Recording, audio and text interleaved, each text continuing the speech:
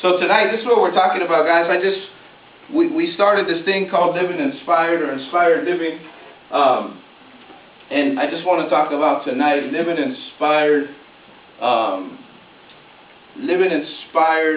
and not falling into the fear of failure. So living inspired to do what? To be a great father, living inspired to be a great husband, living inspired to be a great employee, living inspired to be a great employer, living inspired to be a great man of God. And I'm going to tie this all in of the fear of failure, because a lot of times what happens is some guys work too much because they fear failure. And other guys don't work enough because of the fear of failure. And I just happen to be the guy that works too much because of the fear of failure. Because I don't want my kids to have it like I had it. I don't want my wife, you know what I mean, to have to go through some things that other families have to go through. I don't want my nephews and my nieces or whoever it is that looks up to me and respects me and sees me as a mentor or sees me as somebody that they can look up to. I don't want them to have it as bad as I did. So the fear of failure, I don't want to fail those people that count on me. So what happens in my life is I tend to work harder, right? But there's other people in this room that tend to go the other way, and neither one is better than the other. I just want to point out two different points of views and just begin to talk to you about living inspired and not living by fear of failure. Because how many guys couldn't admit that at one point in your life you didn't do something because you're afraid of failure? Right? And we can all say at one point in time we had fear of something. Right? Some kind of failure. And we begin to think all this stuff up, all the ways that we could fail. Right? You guys been there? I've been there, right? You begin to muster up all this stuff about failure rather than looking to Jesus. So I just want to talk to you tonight about living inspired living. And this is one of my favorite scriptures, Joshua 1:9. It basically says this. I'm not going to be long tonight, but I think this is going to be liberating for some of us, for myself included. And Joshua 1:9 says this, says, "Be strong and courageous. Don't be afraid, for the Lord your God is with you wherever you go." So, be strong and courageous. Do not be afraid, for the Lord is your God is with you wherever you go. Or be strong and be encouraged. One translation says, I'm going to tell you tonight, be strong and be inspired, right? Because the Lord your God is with you wherever you go. Could that fear he's talking about, could that be the fear of failure? It could be. It could be the very fear of failure, right? Joshua, don't be afraid to fail. Do all that it is that I called you to do is what he could be saying. Don't fear that you're going to make a mistake, right? Just continue to do what I've called you to do. Be strong. Be full of courage. Be inspired to do all that he called me to do. And what is that? What is that as a man? To me, first of all, it's me being a son of God. Why do I have to be inspired or encouraged to be a son of God? Because it's so easy to be discouraged. It's so easy to fall into being discouraged or afraid, or begin to see all the chips that are stacked against you. So that's why Jesus or God is telling Joshua in the book, is saying don't be afraid, but instead of being afraid, be encouraged, be inspired today to do all that I've called you to do. So as a son of God, I want to do all that God has called me to do. As a father, I want to do all that God has called me to do. And I know sometimes in my life as a dad, because I didn't have one, and that's not an excuse for me not to be a great father. I don't ever use it as an excuse, but sometimes I don't know how to be a godly father. You guys with me? Sometimes I don't understand what I'm supposed to do next as a dad. And I know for some of you that hear me every week think, man, if he doesn't know what to do, I'm in trouble. You know what I mean? And I'm with you, because I don't know what to do all the time either. But instead of not doing anything because I'm afraid to fail, I have to stand up and do something as a dad, even though I do seem to fail as a dad often. Does that make sense? that as a man, I have to continue to do what God called me to do as a father, and that means love my kids even when they seem unlovable. That means encourage them even though they just have a bad attitude. I don't know about you, I got a 16-year-old, I got a 13-year-old, 10-year-old, 9-year-old, Caprice, Junior, Paris, Elijah. And they're not always the easiest kids to deal with. I love them, but they're not always the easiest kids to deal with because they have some of my blood in them. You know what I'm saying? And I know me.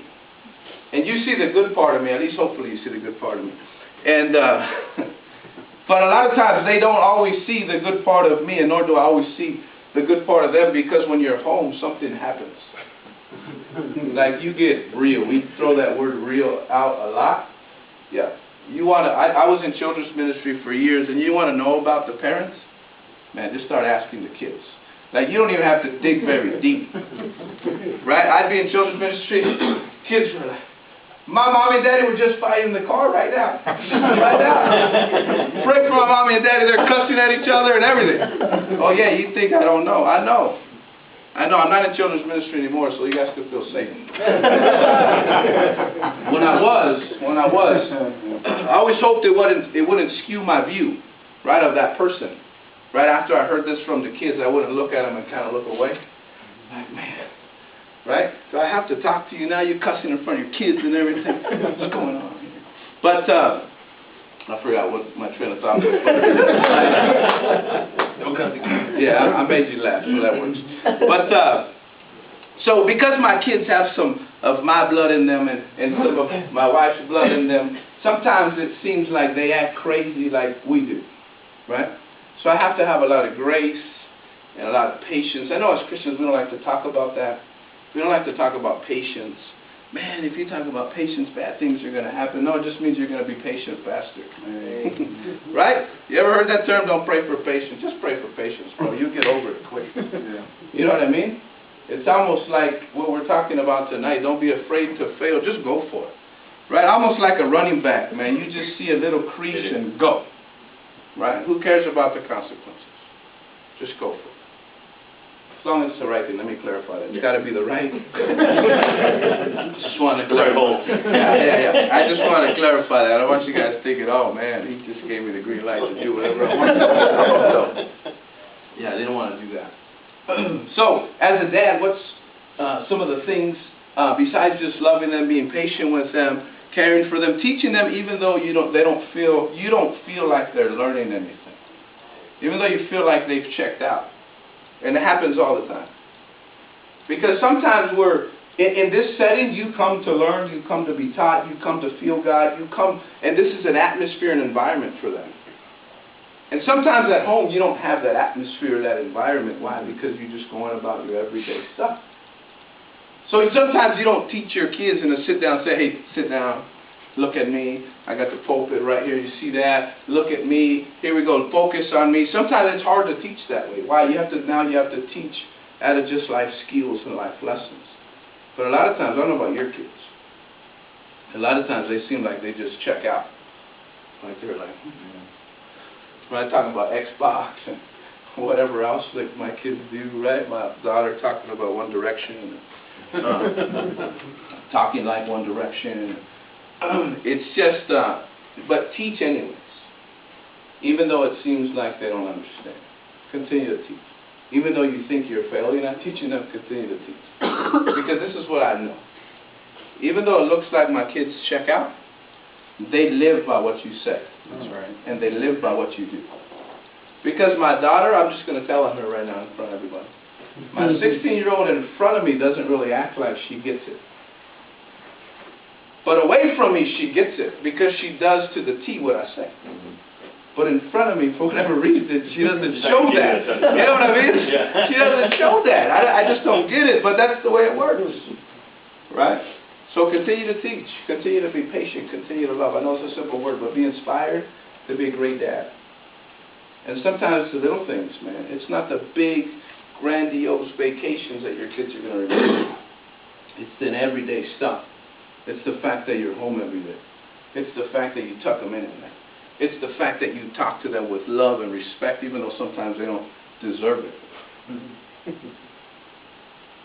Right? Those are the things they're going to remember most. Sure, they'll remember Disneyland and the Dodger game and the baseball game and Universal Studios and all that stuff that you spend so much money on to, hope they have a good time. They'll remember some of that stuff. But what they'll remember most is who you are on a daily basis. So be inspired, man. Be inspired just to do the little things right. And I'm not here talking at you. I'm just saying this out loud so I can hear. Because now that I begin to say it, now I have to live it. Now I'm accountable to what I just said. Right? As a teacher, God says, woe to the teacher, right? Yeah. Because you're going to be more accountable, held more accountable than those listening. Okay? So now as a father, I'm going to live inspired to do the little things right. And, the fireworks might not go off. It might not be this big, to do after you've done what you do as a dad. It might seem very minute to you, right? A big celebration might not take place. But what you're doing is you're impacting lives on a daily basis. And don't discredit that. Don't discount that of being a dad, right? Or if you don't have any kids, just being an uncle, being a mentor to somebody. It's kind of a lost term. We don't use mentorship anymore. It's kind of a, we don't use discipleship much anymore, but it's something that's necessary. If somebody looks up to you and asks you for advice, more than likely you're their mentor. Or a mentor to them. Maybe not the mentor, but you're a mentor to them. Or you're somebody that they look up to, and that's a good thing. So be inspired to do the little things right. What about as a husband? As a husband, I got to live inspired to just be quiet sometimes. Really, man. Because I want to fix everything. You know what, baby? You're not feeling good. I can fix that. You know what I'm saying? I know Joe down the street, he was smoking some marijuana the other day. I can fix that. I'm just kidding.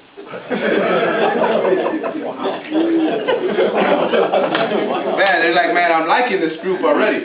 Man, this is good stuff. But as a man, sometimes you just got to live inspired just to be quiet when your wife is talking. And just let her say what she wants to say and what she needs to say. We got this thing, me and my wife do this thing where if she's telling me her problems, and I think me and Eric were talking about this a couple weeks ago as well.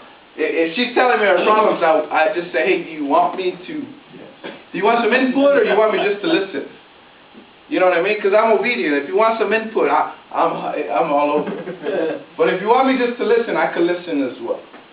Okay, so we kind of clarified before. What else is a husband? What's my deal? God says I got to love my wife like Christ loves the church. A lot of times as men, we could easily do the die for you part.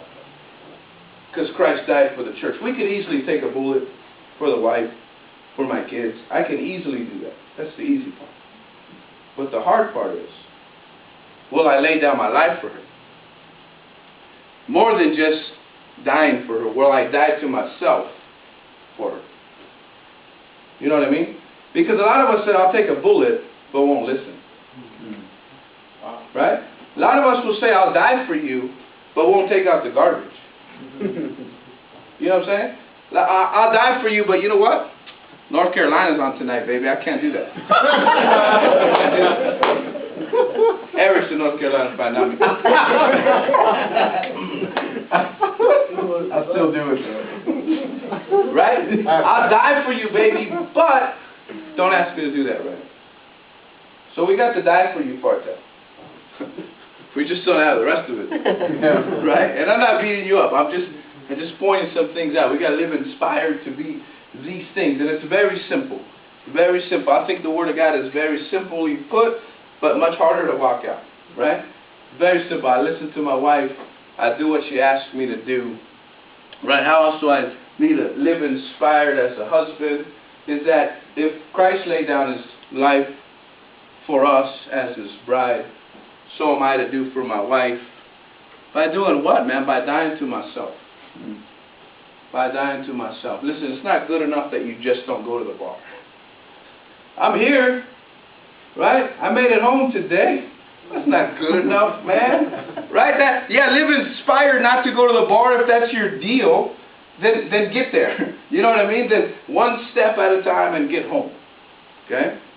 But if you've been coming home for years in a row, you're not getting any points for just coming home anymore. You know what I mean? You're not getting any points. You're not earning any kind of points from your wife if you're still coming just straight home. Right? And then you sit on the couch with the remote. It just doesn't work, man. You know what I mean? Because I think, well, just because, 12 years ago I used to go to the bar every day. Now I don't. Man, I should earn some points. Guess what? It does it after 6 months. You're done. If you still think you're earning points for not doing something, you're not. I just want to give you some pointers. Your wife's going to like me for this one. Listen, so I got to live inspired. That means regardless of what happened in my workplace, how stressful work could be, because you are the man, you're the provider, you're the one where you hold a lot of weight on your shoulders. I get it. I do the same thing. Okay? You're the one that's doing all the things that God's called you to do to provide the best way you know. And you're trusting God, you're believing God for big things. Right? But this is the thing, when you get home, gentlemen, you got to be inspired to serve your wife. Because Christ said if you wanted to be a ruler of much, or Christ said if you want to be great in the kingdom, then you got to be the servant of all. So just because I make the money, and I have for most of our relationship, doesn't mean I can get home and do whatever I want. Because when I get home now, I'm dad, now I'm husband. I'm not business owner anymore at home. Right? If you're a pastor or preacher or teacher, whatever you are, you're not that at home anymore. You're daddy, your husband now. Right? You're not telecommunications guy at home. You're daddy, your husband. Right? So just a couple pointers, man, for you as a husband. When I get home, I'm to serve my wife. And if that means vacuum, that means vacuum. If that means wash the dishes, wash the dishes. See, my hands are soft and smooth. I'm just kidding. I don't wash the dishes. But you're supposed to. It's good for you to wash the dishes. So whatever your wife asks you to do, my wife, fortunately, I got 4 kids, so they wash the dishes most of the time. Right? They take out the trash most of the time. You know what I mean? They pull the weeds most of the time. They change the light bulbs. My 13-year-old is awesome. My 16-year-old helps out so much. My 11-year-old, my 10-year-old, she cooks everybody breakfast, and if we let her, she cook everybody dinner. And my 9-year-old, he's just cool. He's cool, man. He don't have to do nothing. He's too cool for school, man. He just, if you hang out with my 9-year-old, man, you just hang out with him. Like, yeah, he's cool. He's got to do some stuff, I guess. I don't remember what it is. We'll find something for him, especially after this. After all the kids see this, they're going to be like, oh, Dad, yeah, and I don't have to do anything. Huh? He's the prophet, man. He's the prophet. You should be serving him. But, did I say that out loud? Yeah. So I'm to serve, man. I'm to serve my wife when I get home, even though I'm tired, even though I felt like I worked hard, even though I was stressed out at work. Listen, just leave all. Let me help you out in your relationship with your wife. Leave all that stuff outside. All the stress, all the pain, all the issues you have at work and with a coworker. And listen, being a business owner, man, I take more home than I want to. And my wife works with me constantly. So sometimes we talk about work stuff at home, but now we have an understanding and we're kind of where to draw the line, where our balance is, right? I didn't know balance before. As a business owner, man, I was so afraid to fail that I worked my tail out for hours a day, and I'd still come home and work harder and continue to work.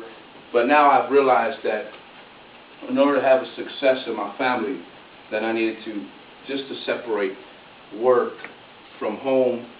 Because just because you're with your kids and your wife doesn't really mean that you're with your kids and your wife. Because if you're not there mentally, you're really not there. So I want you to live inspired tonight to be that husband. It's just some simple truths, man. How about to be the employee that God has called you to be? Right? Show up early and leave late. Okay? Bible says, do all things without complaining, murmuring, backbiting, whatever you want to call it, gossip. As an employee, that's my responsibility. I got to live inspired to be that employee. Even though around the water cooler, everybody is talking crap about the company. Let me just tell you this. You don't have to look very hard to find stuff to talk bad about people. You don't have to look very far. You don't have to look very far in my life. I don't have to look very far in your life. If we wanted to tear some things up, we could. It's easy. It's easy.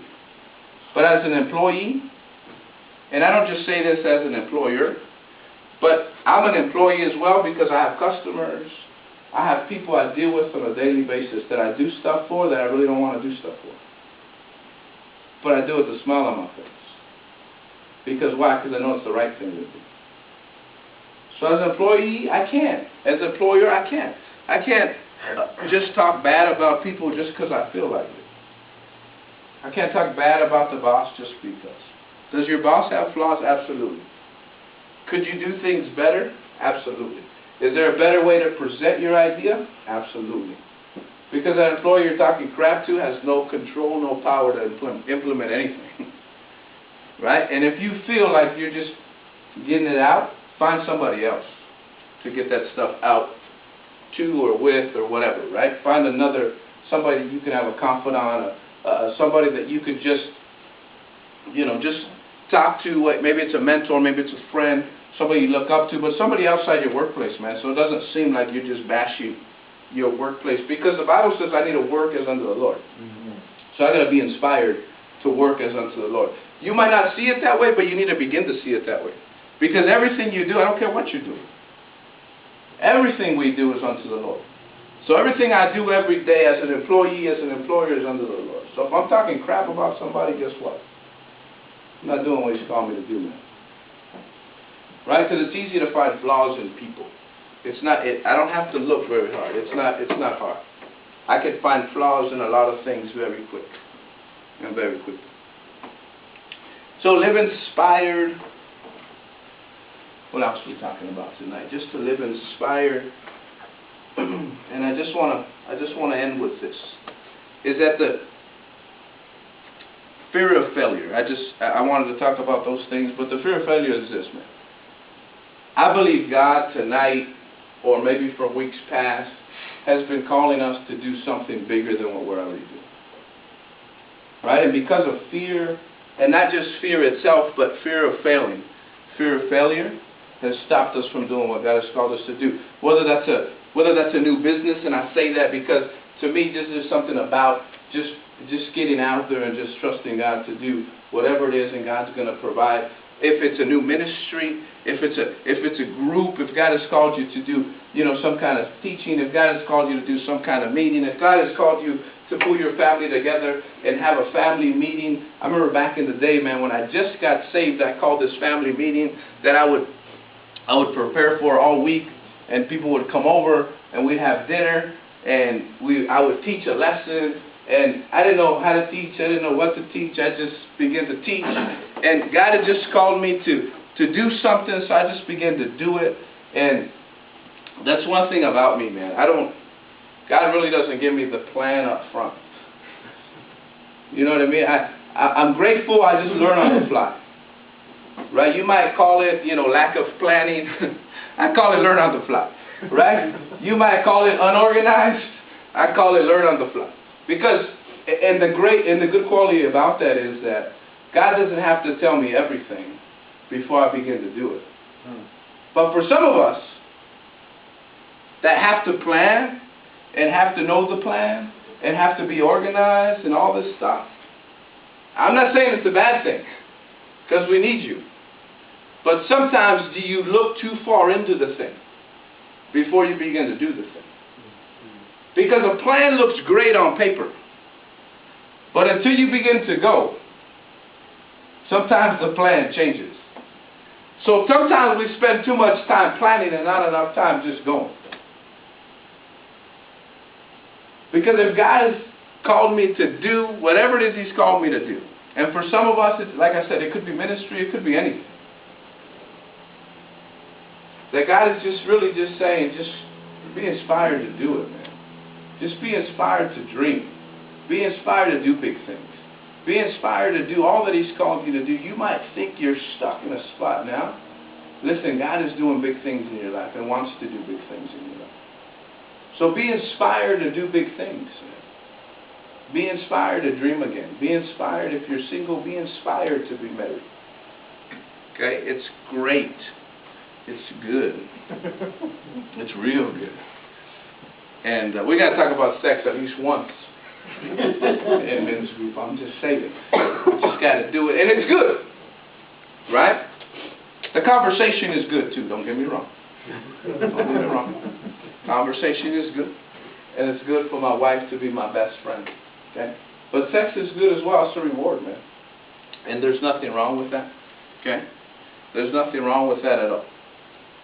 So, be inspired tonight to do what God's called you to do, man. Just to tear down the wall of failure and not having enough resources, not having enough time, and not having all this stuff, and stop stacking the chips against yourself, man, and against what God has called you to do. Because I tell you what, God will provide. But you just have to be strong and inspired, be strong and encouraged, be strong and courageous about whatever it is He called you to do.